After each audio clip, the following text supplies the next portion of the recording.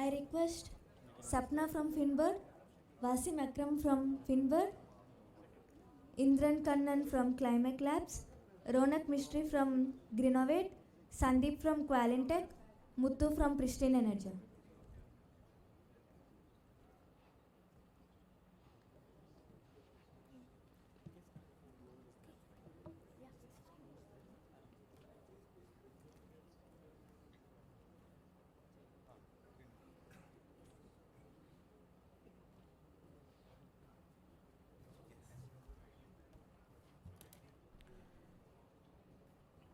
Good evening, Chennai.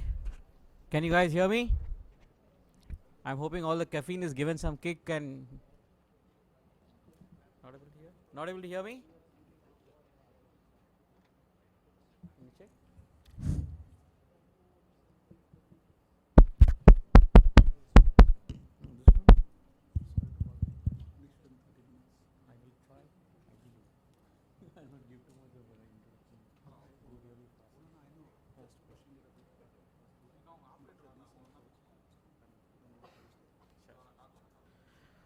Okay, I won't take too much of time. I just want to briefly introduce. This is Vinod here from Java Capital.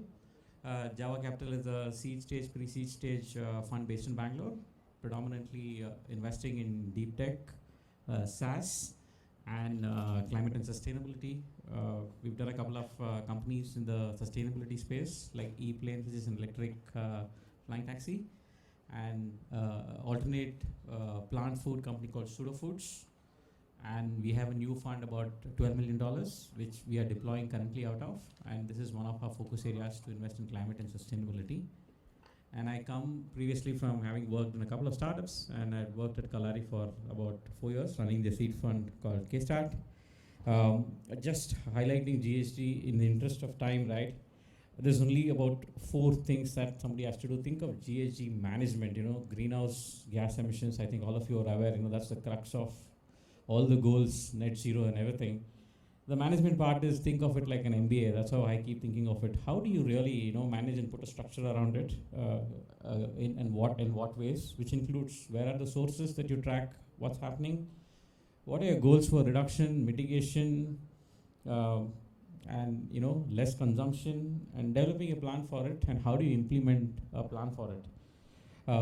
And obviously, you could have different goals, away from, national goals, international goals for SMEs, households. Now also, of late, the challenge has been also on the individual level, right? How do we take responsibility at our own individual levels on GHG, and tracking our own carbon footprints, which is kind of starting to happen as more awareness develops. Obviously, to go more details, there is, you can look at, how scope 1, scope 2, scope 3 works for GHG, dive a little more deeper and understand those. And I actually let, the startups talk, a lot more. And with that, I'll just call Finbird to come and make presentation. Yeah, and we'll try and wrap up really fast. Please do stay with us. Yeah.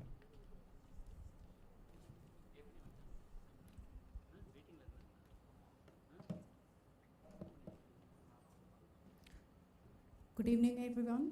I'm Sapna Najavan. I'm the founder of Finbird Technologies. We are into GHG management, ESG compliance, and carbon mitigation and carbon trading. It's a presentation. So about Finbird, we basically act as a facilitator.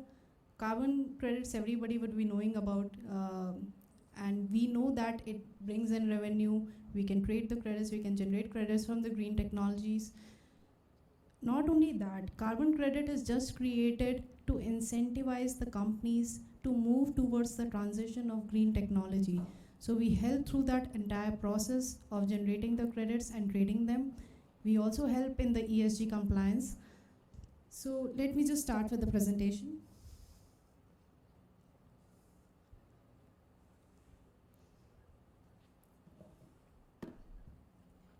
So carbon credit is nothing but one permit is equivalent to 1 carbon ton emission captured.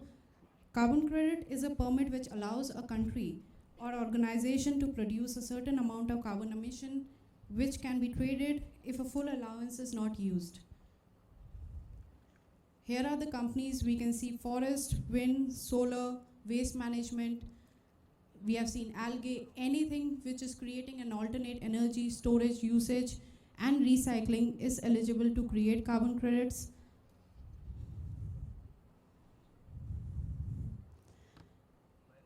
Carbon credits has been validated a commodity. We have seen that many countries under Article 9 has introduced this as a personal security deposit, which acts as a collateral between industries to raise more capex. As we have seen, that green technologies is more capital intensive.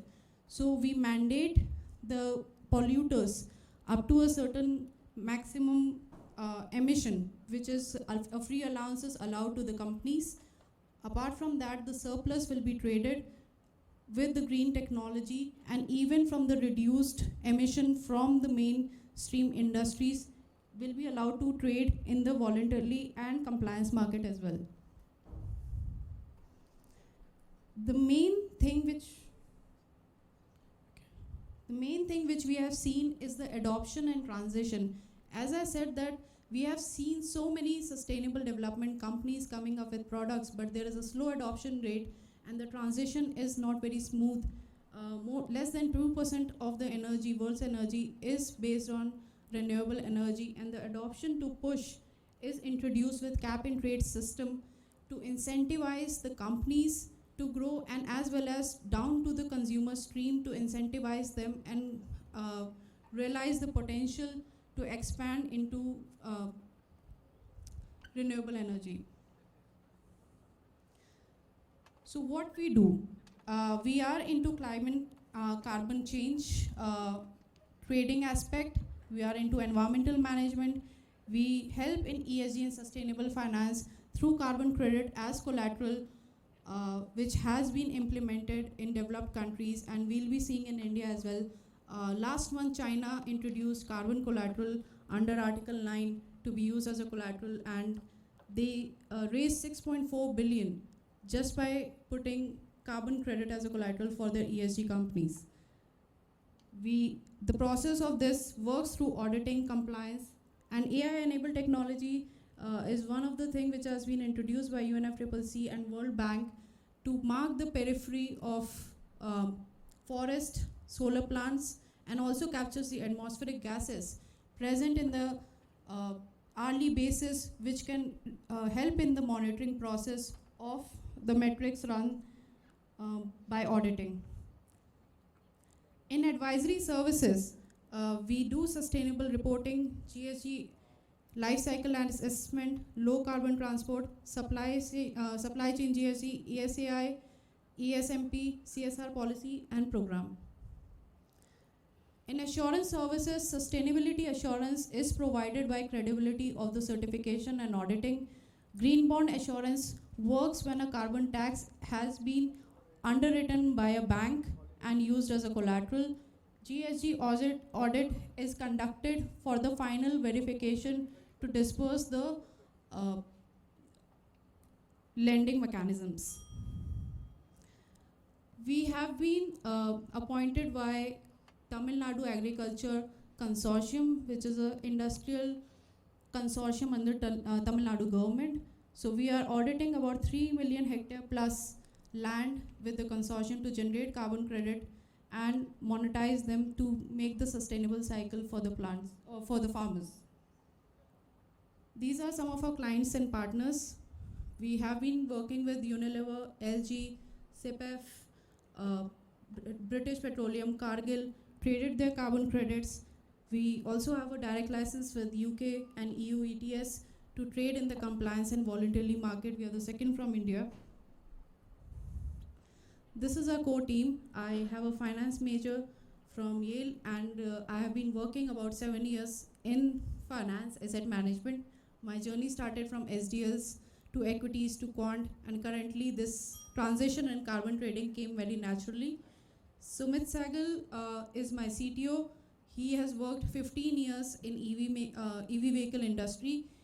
He has worked from in General Motors, in Tesla, and he has head the Chang'an R&D facility with more than 300 people. Wasim Akram is the business head. So thank you very much. I would like to connect with all of you to bring in an ecosystem, to also create an e-marketplace for all the sustainable development products. And this is my email and number. Please reach out to me. Thank you very much. Thank you. I think that was a good summary for to understand GHG. Thank you. Next, I would like to call upon Christine.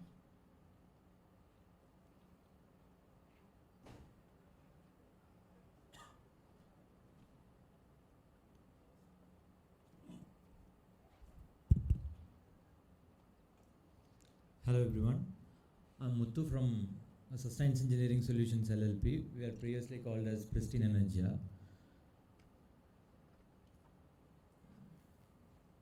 Okay, so technologies which we offer like an eco-friendly technology for synthesizing activated carbon and biochar, so at a low cost compared to the existing technology. We also offer services, EPC services and consulting services in the field of thermal and combustion. So I'll bring out the existing problems in the current activated carbon and charcoal synthesis and how our technology is different and how will it do it in the market. So the problem is the current technology which is available for activated carbon synthesis involves two stages, where the biomass coconut shell is converted into charcoal in stage 1, and in stage 2 the charcoal is converted into activated carbon. This charcoal technology has currently attracted court ban because this is actually placed under mud pit. Though the quality of charcoal is very good in this system, it causes a lot of soil pollution, and therefore it has attracted court ban, as well as it has a lot of power which is not utilized. Because of the soil pollution, government has, this pollution control board has actually dictated these manufacturers to move the system from under the ground to above the ground. This also actually has one more problem with productivity issues. The system has very low productivity, and you need to have a bigger system which is actually increasing the establishment cost. So like this activated carbon, if you look at it, it has a bigger rotary kiln which involves extreme high establishment cost. So I'll explain about both the technologies, though I have actually come here for like seeking funding for my charcoal technology. So this activated carbon technology, we have developed a single-step technology to synthesize activated carbon directly from coconut shells. So this technology, like, it has a very high yield, and it's carbon neutral compared to the existing ones, which is carbon positive. And we have also patented this technology. So like we are under TRL 4 now, where we have actually 25 kgs per day activated carbon plant in TDC lab at IIT Madras. And we are also actually have received funding from various organizations, like mostly it's a grant, and we have underway of developing 300 kgs per day pilot plant. So also we were winner of Carbon Zero Challenge of 2019. Like I'll skip this and I'll go to biochar technology. This is what for I have actually come here for funding. So the technology, as I stated, that existing biochar technology has two problems. Major problem is its pollution concern. The other one is its productivity issue. So we have developed a system, and we have patented that as well, where this system has very high yield, and it has actually very high productivity, and we are utilizing the residue gases actually for regeneration of CO2 when we use by capturing CO2 through amines. So this is a technical aspect of that. So for this technology, we have one NTPC Green Charcoal Hackathon. The current stage, it is very it is ready for field implementation. We are actually looking forward to put up a 20 tons per day output plant for charcoal synthesis, and the market is it's primarily used for restaurants and precursors for AC synthesis by many companies in Tamil Nadu and South India. So it's a very good market, and this I would say that this market is currently readily available. If you are able to make the product tomorrow morning, we can sell it immediately. It's that good actually market. So our long-term plan is, first thing is actually we want to increase since the market demand is high, we want to actually increase the capacity. Then we want to actually extend the system for CO2 capture through a self-sustained manner. So as I said, this our charcoal technology, since our productivity is very high and we don't need to actually have a larger system, and though machinery investment will be pretty low, and we don't have pollution issues, and like both are actually carbon neutral, but in our case we can actually capture CO2, and product yield is like about 34%. And as I said, the major advantage is our productivity, which is very high. It's almost 10 times more than the existing ones. There are technologies which they say that gasifiers can produce charcoal with 5 to 6 times higher productivity, but none of the existing technologies can produce charcoal with the quality which this mud pit process is having. Ours can do that. And this is the revenue model. First, actually, as I said, biochar is one which we are actually targeting. Then consulting we are already doing. And in medium and long-term plan, we want to extend the system to activated carbon. And we are also into physiochemical activation, where we are actually working to develop the activated carbon, which we are already developed to reactivate to produce premium quality activated carbon for supercapacitors and batteries. So as I said, this biochar activated carbon companies have a very good market, and which I want to capitalize that. And for this one, activated carbon, cigarette industries, water filter manufacturers, gas filter manufacturers, but we haven't done marketing. We need to do marketing. So investment, as I said, we are looking for one charcoal plant, which is 120 tons per day plant. So it requires about 2 crores, including machinery, land, and everything. A return on investment will be about 1.5 years if you exclude the working capital. This, after discussing with the existing charcoal manufacturers, I've come up with the numbers which you can actually check it through the cash flow forecast. This is our team. I'm PhD from IIT. My technical mentor is my professor, and we have our team members. They are sitting here. Thank you. Okay, thank you. That was an exciting one. Pretty interesting. I call upon the next startup, Livon.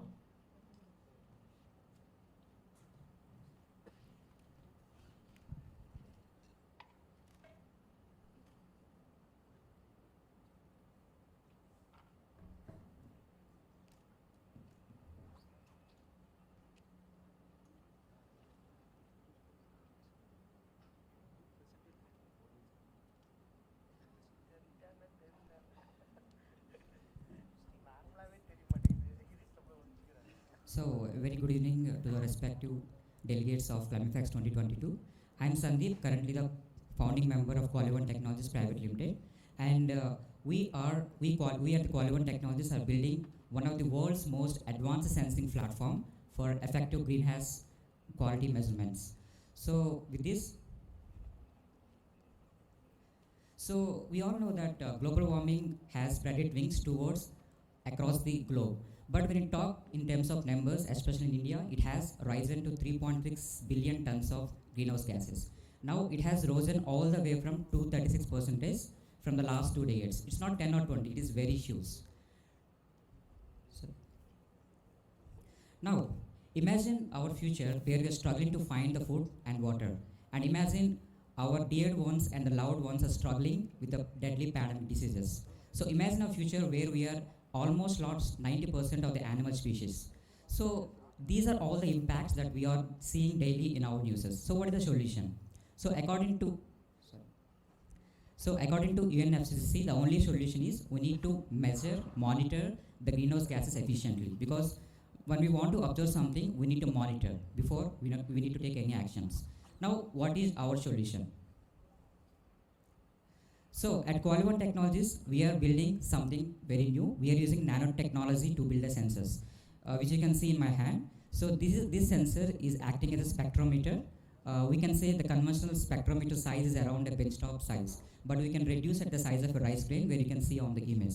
So this has an advantage of identifying multiple gases, not only methane, not only NO2, but every gas can be identified within a single chip. So we fabricated the chip in Switzerland, and now we are taking this motivation forward, and we are also building some advanced sensing applications for petrochemical industries and pulp and paper industries. So this is not only limited to monitoring, but this chip can do a lot of job in terms of gas analyzing for industries. Now, why should we use photonics instead of electronics? Which you can see when you compare electronics with the photonics, we have a lot of advantages in terms of power consumption, and these photonic chips are very tolerant to the external environmental conditions like temperature, humidity, all these things, meteorological parameters. And obviously the photonics operates on light, so it does not generate much carbon footprint when we compare to electronics. So you can see on the right side, all these lasers, detectors, which we can see in our optical laboratories, can be included in a single chip. That is one of the most beautiful advantages of this technology. So our value proposition is, our customers are for air quality monitoring companies and for industrial gas analyzers. For air quality monitoring companies, we are providing high sensitive sensing systems and auto calibration of sensors, because calibrating the sensors is a very typical task for the companies. And we are also giving uninterrupted measurements for these companies. And another customer for us is industrial gas analyzers, where we can provide multiple gases within a single device, reducing the cost of ownership like maintenance and all these things. And we can also alleviate the issues of complex maintenance and calibration kind of things. Now we have seen the market in terms of photonic sensors, which is accounted for 77.8 billions by 2025. Especially for gas monitors and analyzers, the photonic sensors would be around 3.8 billions by 2025. This is a global marketing challenge. Of course, we have some existing players in the market, and we can see there is few companies who achieved multiple gases within their device. First is OISM and Myro Analytical, which is a company based in Switzerland. So they recently achieved 9 to 10 molecules. So our intention is to go for 12 to 15 molecules and GHGs in a single chip. So this is our business framework, where we will be acting as OEMs, and we can sell the sensors to the already manufacturing air quality companies. And we can also license the technology, because we are building the sensors from scratch. We are having the own R&D support as well as collaborations. And we can also, so this is our development process, where we are outsourcing the manufacturing from Canada and Switzerland, and we can do the layer depositions. So depending upon the industrial use cases, some industries wants to identify greenhouse gases, some industries doesn't. So depending upon the industrial use cases, we are designing the customized chips. After that, we can go for calibration expertise, and finally our future services would be to integrate application layer, just like the cloud computing and all these software related stuff. We are proud to say recently in 2020 we pitched our idea to International Space Station, NASA, because inside ISS there is a need for indoor air quality monitoring. So we presented our idea and we got a good feedback from them.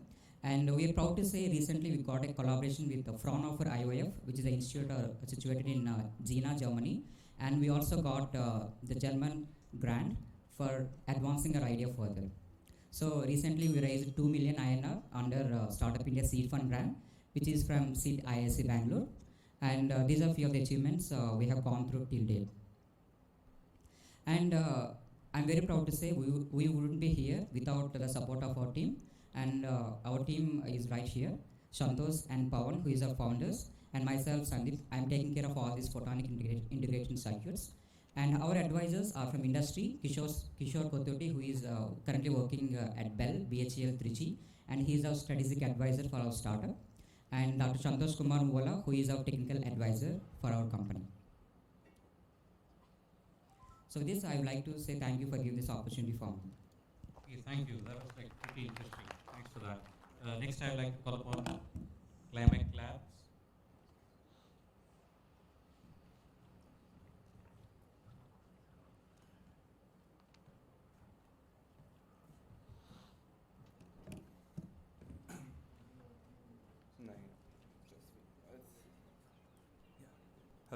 Hello. Yeah. Am I audible? Yeah, cool.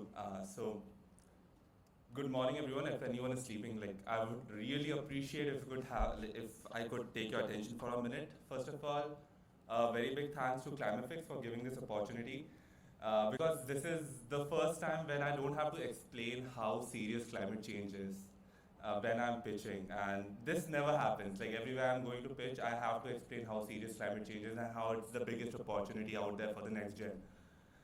So yeah, thank you so much, and I'll go ahead with my pitch. So once again, good evening, everyone. My name is Indran Kannan, and I'm the CEO and founder of CLIMAFIX Labs. CLIMAFIX is a Bulgarian word that means climate itself, and we are a climate tech company which is trying to slow down the effects of climate change and global warming on our environment. So yeah, these are I won't be getting into depth of the entire problem because we all know why we are here. And in addition to the climate change, what else we are trying to solve using our product is the problem of sick building syndrome. Sick building syndrome is the situation in which, due to the designs of different buildings, there is harmful gases which the concentration of harmful gases like CO2, SO2s and NO2s actually increase in your environment. That leads to a dip in your cognitive abilities and a dip of your creative abilities. So you can't really focus for the in a long amount of time like you can in a well-ventilated house where pollution is kind of less. So this is the kind of customer validation that we have collected about our product. And our solution is actually using microalgae itself. One more point I would like to add, this panel that I'm sharing the stage with today, I feel like if we all share the synergies, like we have the best synergies to collaborate on. I feel like we all have something that we all can, collaborate on and get the best out of each other. So yeah, coming to the market size of domestic air purifier, that's what we are targeting. The total addressable market lands at 14.3 billion with a CAGR of 34.6%. And we want to obtain 4.8 million units by 5 years from now. So that is our target that we are trying to achieve. So like I mentioned, the target market, the domestic air purifier market is what we are trying to target. The residents of metro cities is where we want to sell this product, because air purifier, let's face it, won't be required in a place like Chennai for at least for next 2 years. But however, if you guys have ever visited a place like Delhi or anywhere in NCR region, you do know that you need an air purifier in every room over there. We are catering to middle class and better-to families and people who are in the earning population, that is in the age group of 25 to 65. Further on, these are a couple of products that are, we are very close to launching the market. We have few more products which are in the pipeline, but we won't be speaking about that today. The bigger one which you see over there is Aram Model A, and the smaller one actually Aram Go, and that goes best in your car and on your desktop, and one of them is actually kept over there, so it goes very seamlessly in your surrounding, you won't even observe it. So these are the product features. The bigger one actually can capture carbon dioxide, so the most unique part about the product is that it can generate 22 trees worth of oxygen and remove 6 trees worth of carbon dioxide. And our USP lies in the mixture of strain of algae that we are using with it. Apart from that, the nutrients that we are using and how we are controlling the life cycle of the algae throughout the time it is used as a filter in your house. Even though like the temperature might vary, but we are able to control the life cycle of it using the different physical commodities that we make it available for algae over the lifetime, right? So apart from that, the Aram Go is actually for your, like I mentioned, your vehicles and your work table. So revenue model is the same as Eureka Fob's model. Eureka Fob AquaGuard, if like you guys would already be aware of that. It's a markup model. So initially the product is sold at a markup price, and there's a service that we offer that comes with the filter replacement and maintaining the product over time. It's completely eco-friendly and does not produce any waste in the end of the day. Go-to-market strategy, initially we would be selling only through websites and e-commerce platforms. And further, because of the fact that it works like an air purifier and at the same time can capture carbon dioxide, it will be a very good fit when it comes to CSR partners, because they want to capture carbon dioxide and it offers an additional value of clear air to them. These are our competitive advantage. A few of them I've already mentioned, and like one of them which is mentioned over here, which I've already not mentioned, is the fact that we can actually treat the data that we receive from your houses and can forecast the pollution in your house over the year and further determine the lifetime of the filter that is being used. This is the ask that we have for a runtime of 12 months, that is 600,000 USD, and our projection of sales are 12,000 plus units, and that 500K is our projection for the first year in revenue. Yeah. So one of them can capture 122 kilograms of CO2. This is the team, and Atul is actually sitting right there. We have our core team members present. We have Dhanlakshmi ma'am and Simon Jacob sir in our team. Thank you so much. Okay, thank you, Indra. We have the last startup I would like to talk about. Yeah, call upon the last one for the GHG session. Greenovate, please come.